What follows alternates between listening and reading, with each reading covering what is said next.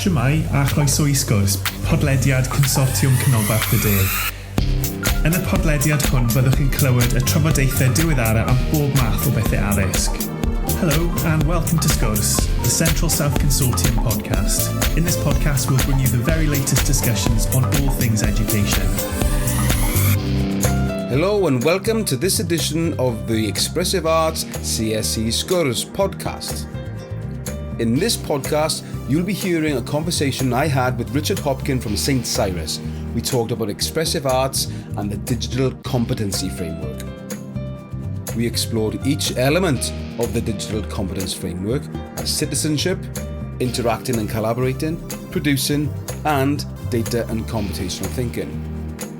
Richard describes some of the very pragmatic ways in which he and his colleagues at St. Cyres explore aspects of each element, such as the health and well-being and digital rights, licensing and ownership in the citizenship strand, about how we're using Google and how we collaborate with the collaboration strand, and producing has got a whole host of ideas for each discipline of the expressive arts, not forgetting the data and computational thinking when in relation to problem solving and modelling.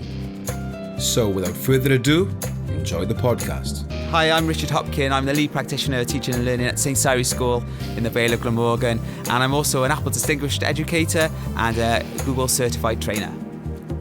My main subject is music. I started here in 2009 teaching music, and I also more recently over the last couple of years have started teaching GCSE photography.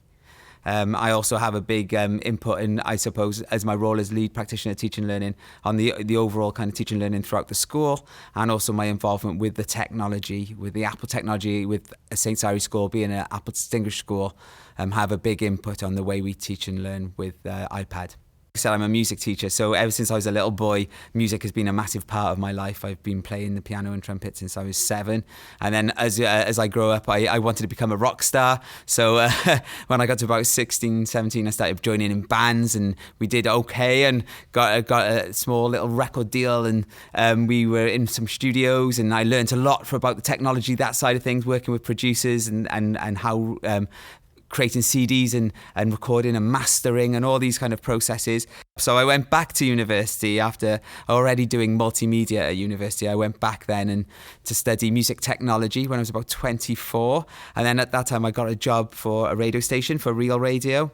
And I worked there then from 2004 up until, about 2010, 6 years, where I was part-time to start with while I was doing my PGC and my teacher training, and then my NQT year I was working in the evenings on doing a radio show until late at night, and then teaching every day. So that was a bit of a battle. I can remember slapping my face as I drove down the M4, and then the job offer for the breakfast show producer of Real Radio came up, and then I left teaching altogether and went and did that, which was very exciting and enjoyable. But all of these skills then have helped me when coming back into the classroom and being a teacher in 2009. So there was a little bit of a crossover.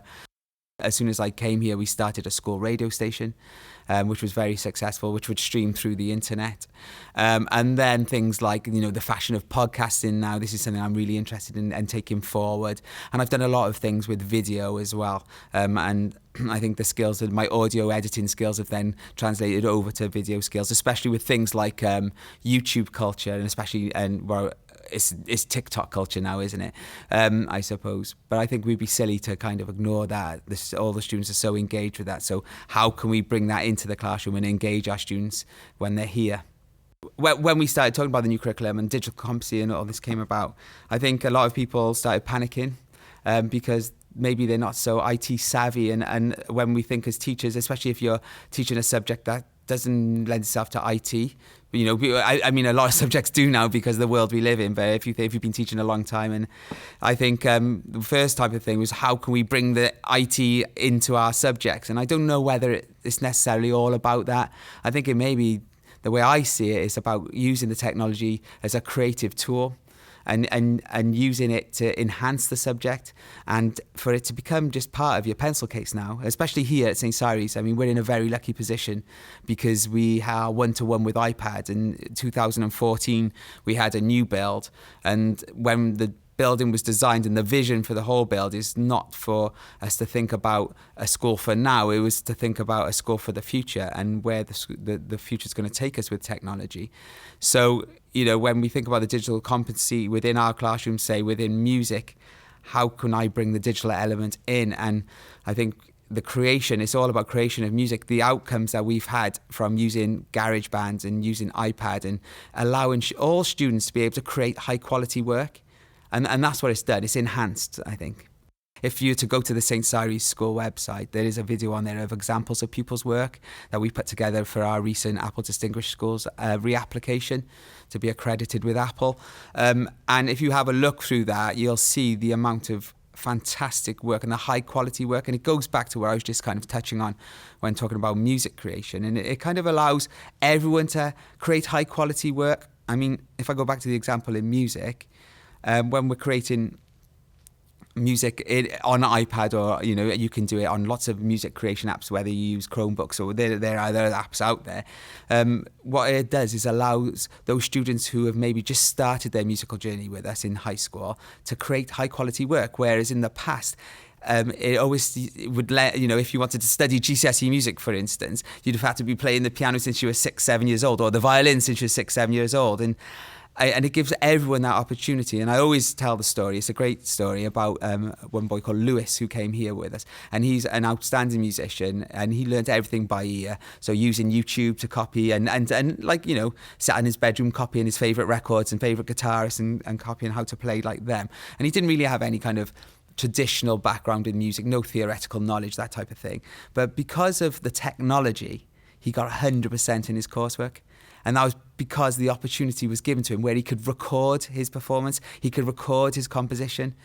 And I think if he was down to notation and that, the way we would do it traditionally without the technology, Lewis would have failed. And the fact that he was able to use the technology and do it his way, so to speak, and it gives you that freedom. And I'll go, then across the whole board, it gives you that freedom to try new apps and be creative. I think if he didn't have that opportunity, he would have failed and wouldn't have had such a great mark, which he achieved.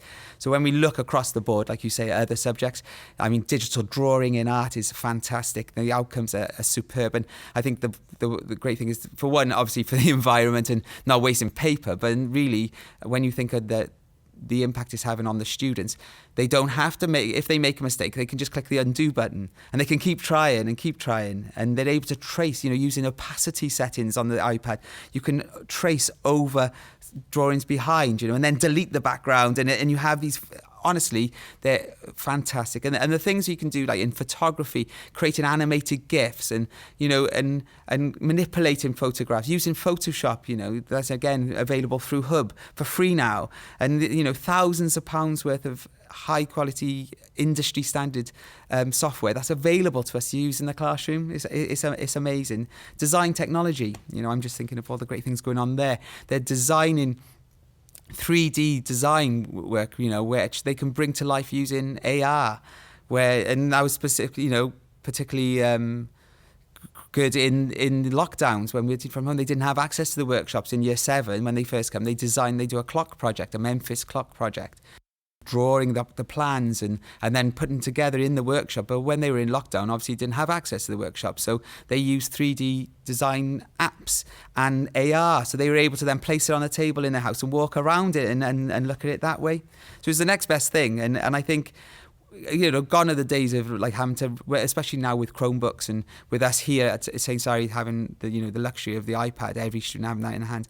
There's no need to go and have to rent a computer suite. It's not about that anymore. It's about using the technology in your classroom and making it, just like a pencil, just part of your toolkit. And, okay, the novelty at the start is there, but now here it's well established and it's not a novelty at all. It is an actual really, really beneficial tool. Music, what we've done is we've sat down and had a look at the digital competency framework and looked through the framework and seen already we can, just by what we do on a day-to-day basis in the classroom, we're ticking a lot of those boxes, and we're actually, we're already doing all of that stuff in the framework. And I think it's not about going away. It's not, I don't think it's about kind of trying to hit that tag or hit that, we've got to do that, or no, we've got to do that, and you've got to change everything around. I think it's actually looking at what you're doing at the moment and adapting, just using the technology. So for instance, we create our compositions, and now rather than them writing on a paper grid, no, we use the iPad and we use Google Sheets, and we'll create the grid as the background, and then the students will be able to write on top of that, or they're able to add pictures. Things like research at the beginning of a topic, we're using the internet to research, but then using apps like MindNode and Poplet apps where they're able to create mind maps and use them, and things like using Google Classroom for the distribution of all this work. So all the things that are going on the day-to-day teaching, let alone the kind of the exciting stuff, so to speak, the general stuff, is all happening naturally now through the technology. And I think when we look at that digital framework and we look at what we need to do, I think you need to look what's going on in the classroom and how you can use the technology to benefit, as I said earlier, about being beneficial to the students, having the most impact on the students. Obviously, it's not about, let's use the technology because I need to use the technology. Or, if there's a task, we are music at the end of the day. It's not all done on computers. We have keyboards in my room. We have instruments, and it's all about being practical. Of course it is, and you need that, and you need to sing in choirs, and we all have to do that. But then I think it's about looking at what you can use for the technology and what will enhance it and what will be more beneficial, have more impact on the learning.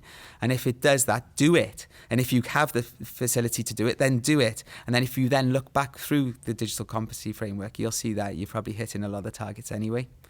And from a leadership point of view, like I said, when we've done this on these inset days and in training days, and we've got together and had a look through where we are, not having to go out of your way, but trying to just maybe modify or adapt what you do, but using the technology. And you'll find the freedom you have with the technology is not about spreadsheets. It's about, there's so many creative apps out there and so many things you can do with your current schemes of work that would be easily flipped with, and make life easier as well.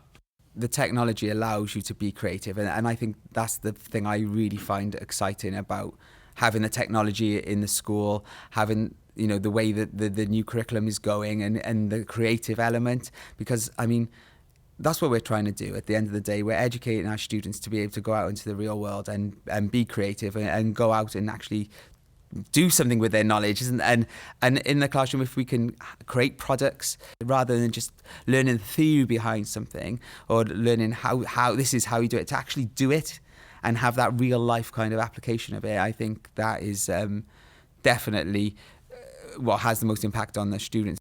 If we think again about all our subjects, some of the things I've mentioned in the expressive arts, there's so much creation available. If we think of drama, thanks to technology, is having that kind of what could we do with the technology? And it's not about substituting. It's not about, instead of a paper copy of the script, we'll have a digital copy. Things like in this school, we use the iPad for the camera, the iPad's camera, and just being able to, students have basically got a film studio in their hand. So for drama, they've got a film studio in their hand. So it's not, they're able to film their scenes, they're able to then look back and improve their scenes. They're able to create an actual small film, a short film.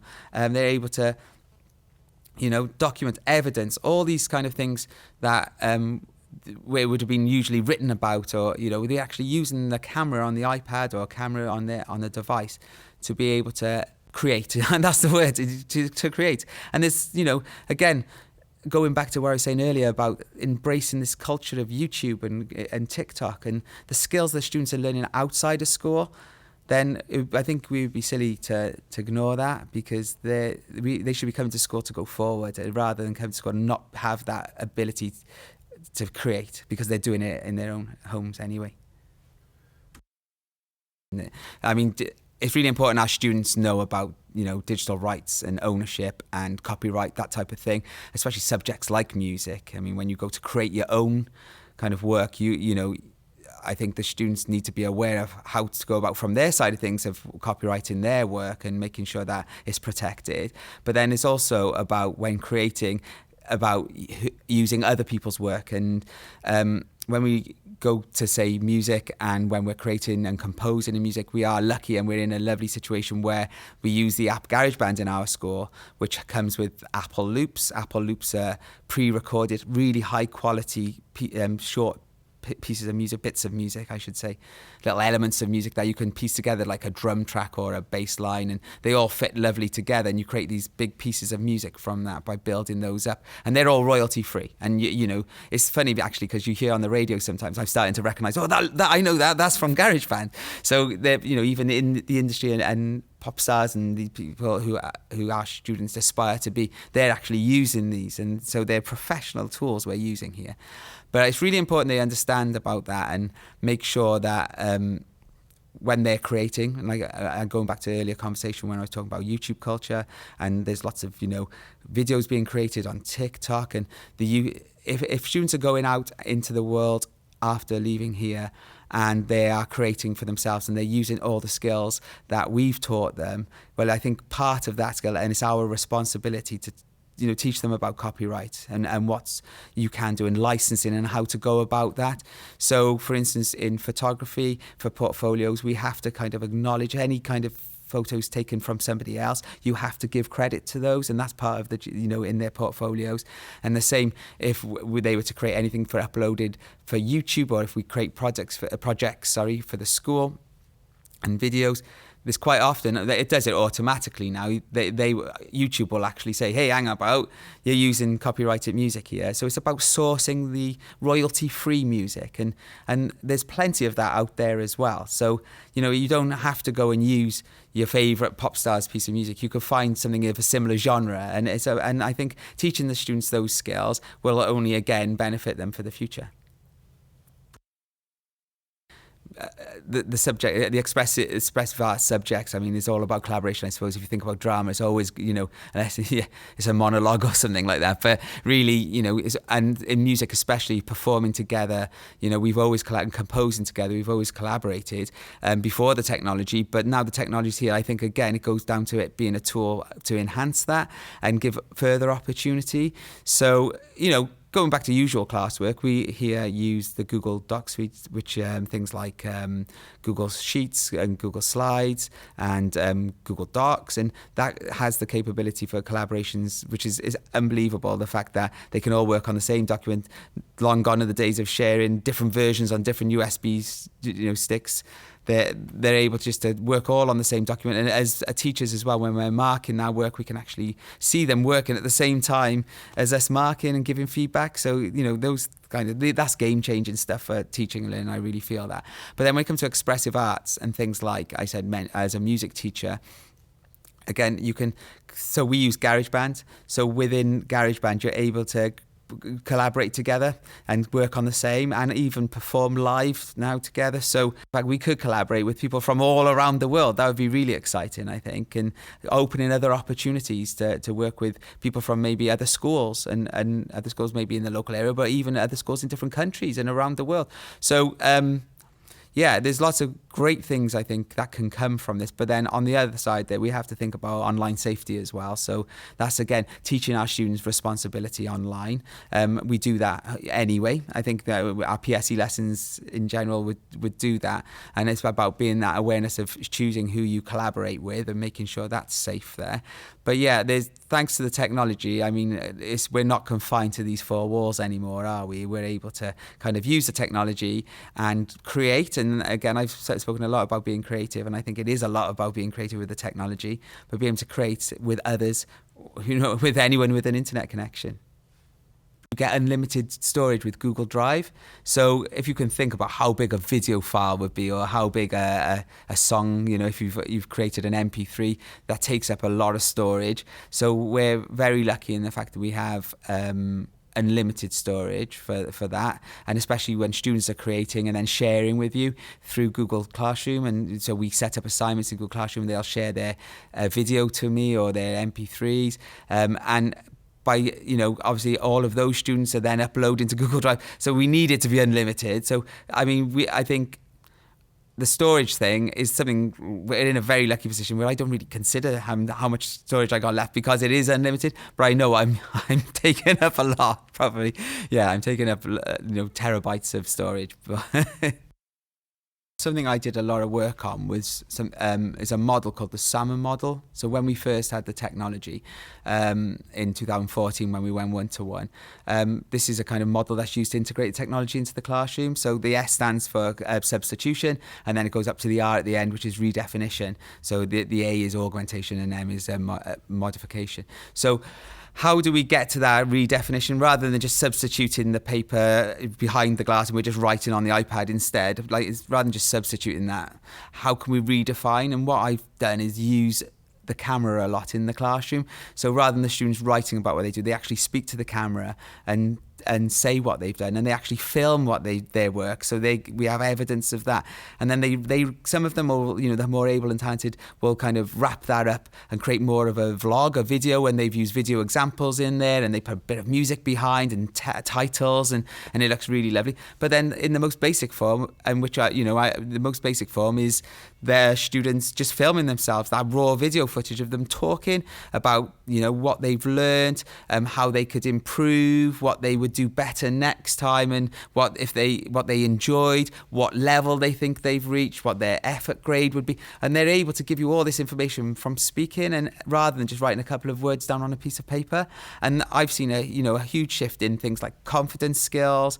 When they first start and they come up into year 7 from the primary schools, and they get their iPad, and I'll get them at the end of the first unit to film themselves talking it. You can see them all in the room looking at each other, really shy and a bit worried about that. But now it's, next time they do it, and especially now at this time of year, the year 7s, it's just natural now. I'll say, right, okay, we're going to do a reflection or a self-assessment.